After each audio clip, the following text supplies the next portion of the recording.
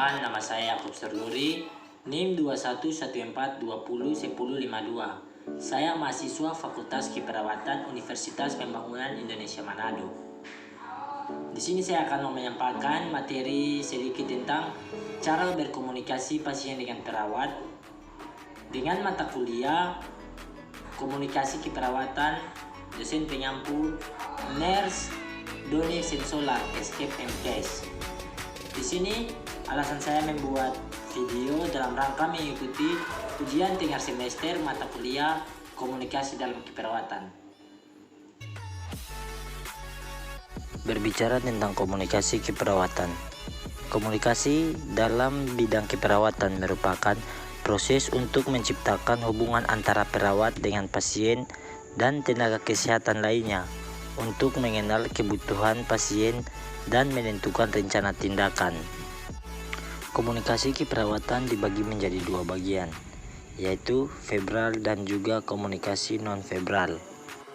Nah, sekarang kita masuk pada fungsi komunikasi verbal, yaitu berbagi informasi melalui kata-kata maupun tulisan. Sedangkan komunikasi non-verbal adalah metode berkomunikasi dengan orang lain tanpa menggunakan kata-kata, melainkan tindakan, misalnya menggunakan gerakan tangan untuk menunjuk dan meminta sesuatu, melakukan kontak mata, sentuhan, intonasi suara, mikroekspresi, dan bahasa tubuh. Nah, di sini ada tiga bagan komunikator, pesan, dan komunikan. Berbicara tentang komunikator dibagi dua menjadi faktor internal dan faktor eksternal. Sedangkan pesan yaitu ada tiga bagian: pesan tertulis, pesan verbal, dan pesan non verbal. Sedangkan komunikan juga dibagi menjadi dua faktor, yaitu faktor internal dan faktor eksternal. Nah, sekarang kita masuk pada tujuan komunikasi. Adapun tujuan komunikasi antara lain: yang pertama, mampu memahami perilaku orang lain. Bila menemukan klien marah, sikap yang diambil oleh perawat yaitu menenangkannya, kemudian menanyakan sebab-sebab kemarahannya, mengapa ia bisa marah, diperoleh kejelasan klien marah karena keterlambatan perawat mengambilkan atau pot atau urinal. Nah, sekarang kita masuk pada bagian 2, menggali perilaku bila setuju dan tidak setuju. Di sini kita menenangkan atau mengerti tingkah laku atau reaksi non-verbal pasien terhadap anjuran. Contoh, perawat akan menyuntik lalu pasien menjawab ya, tetapi kata ya tidak dari pasien, seolah-olah kata ya yang tidak rela, berarti pasien terpaksa mau disuntik.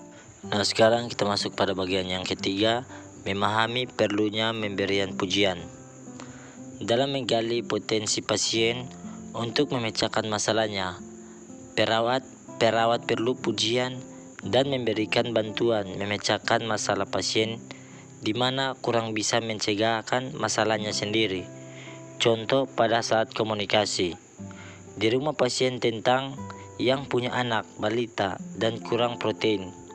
Perawat menggali pendapat ibu tentang kebiasaan ibu memberikan makanan kepada anaknya, tetapi porsinya kurang. Di sini perawat berkata, "Oh ya, susunan makanan itu sudah baik, tetapi akan lebih baik lagi bila ibu tambahkan lauknya." Dengan adanya perawat memperbaiki dengan pujian, demikian ibu akan senang, tidak merasa disalahkan oleh anaknya. Sekian materi yang saya sampaikan. Semoga teman-teman bisa mengerti apa yang saya sampaikan, materi yang tadi.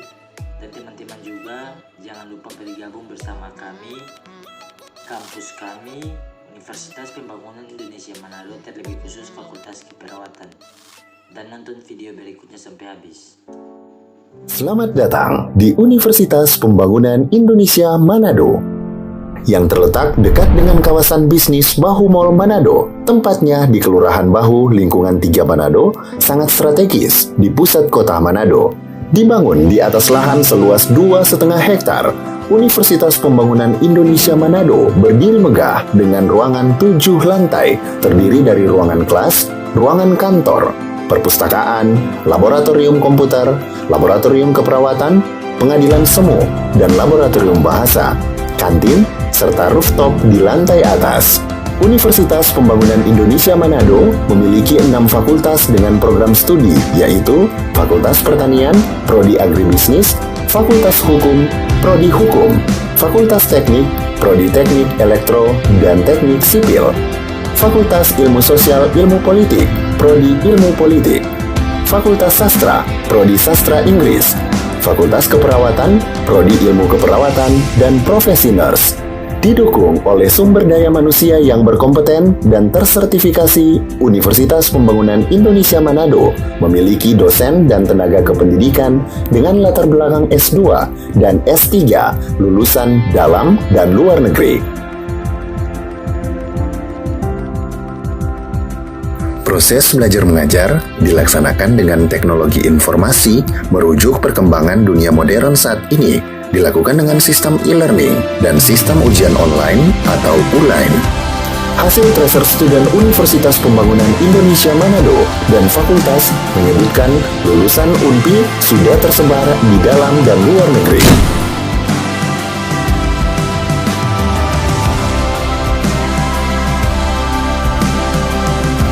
Selamat bergabung putra-putri terbaik bangsa. Kembangkan dirimu, raih cita-citamu setinggi bintang di langit. Kami siap menghasilkan generasi terbaik dan pemimpin di masa depan.